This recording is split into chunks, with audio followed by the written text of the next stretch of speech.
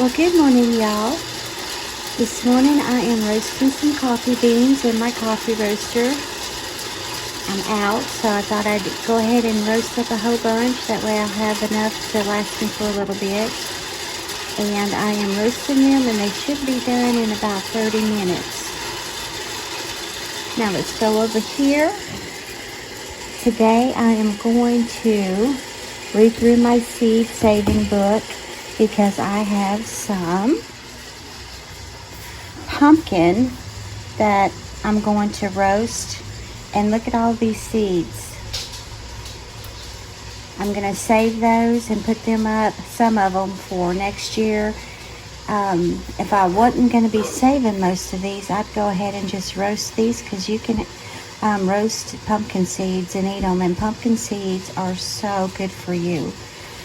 But I am going to go ahead and put these in the oven. It's not much, and I'm going to roast these little pieces of pumpkin. It was a small little pumpkin that was left over from Halloween, and it's still good. It had the long stem left on it, so it helped to preserve it. So let's get started on preserving these seeds.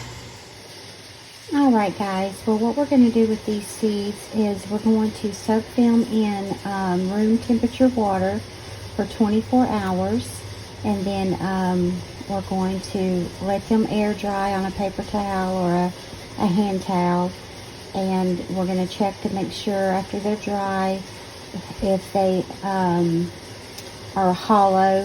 You'll be able to tell if they're hollow, if there's nothing, not a seed inside the shell, basically. And then what we'll do is we'll store them. I'll put them in a Ziploc bag once they are fully dried out, and then I will put them up for next year's garden. So that's how we're going to do that. Pumpkin is in the squash family, so you would probably do this with all related plants. Squash, pumpkin, even cucumber. So, alright, well, I'm going to get started on, I'm going to set some water out to let it get to room temperature. Then I'm going to let them soak overnight. Pretty simple. Alright, the coffee is done roasting. Let me show you what it looks like.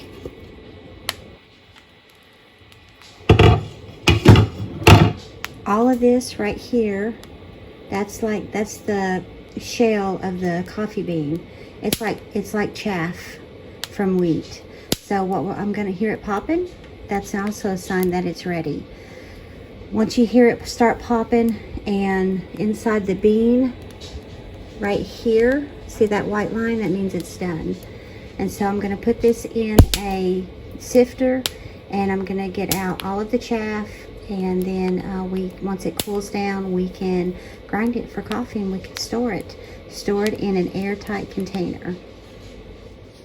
Alright, well, I've got it in my sifter here,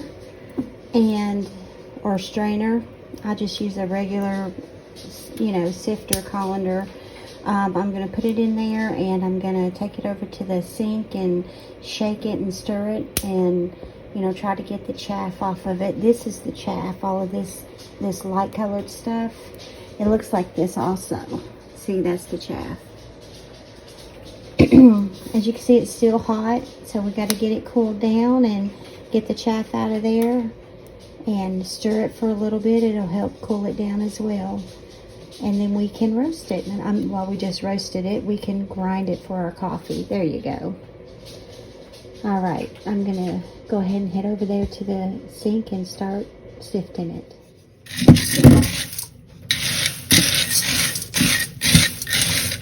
I always stir my coffee after it's been roasted with a wooden spoon. Stirring it helps to pull it off.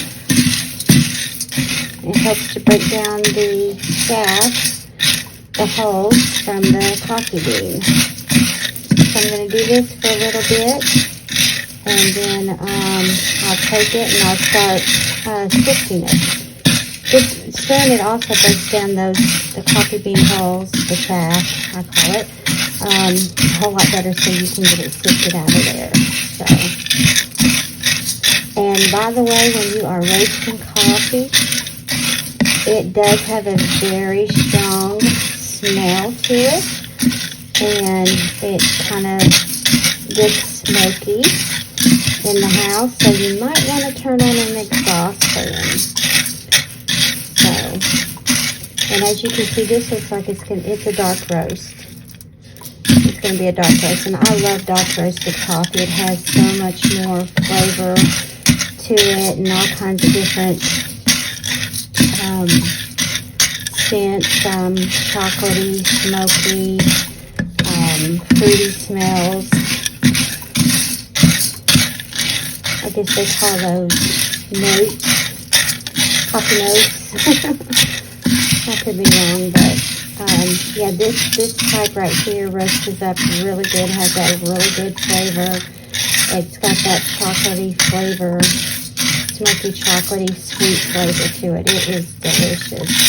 And I get all of my green coffee beans from Maria's. You can find her online, and she sells all kinds of green coffee beans. I believe this particular brand or flavor is Brazilian roast from Brazil. I also like the Kenyan roast. I like the Tanzania roast. I also like the Sumatra roast. And you can roast it if you roast it too dark, then that is going to end up being like a French roast or an espresso roast. So I get mine right before it turns to an espresso roast. And that's usually really dark roasted coffee. So mine is right before it gets that dark. Alright. But you didn't know all of this about coffee, did you? I do love my coffee. I will say that. I do. I like really good coffee. I would prefer to roast it and do it myself instead of going and supporting, Starbucks or somebody like that, where it's $6 a cup of coffee now. That's ridiculous. You can get a 1 pound bag of green coffee beans for that, and it'll last you a long time. So, alright, well, I'm going to get this cooled off so I can roast it and start some coffee.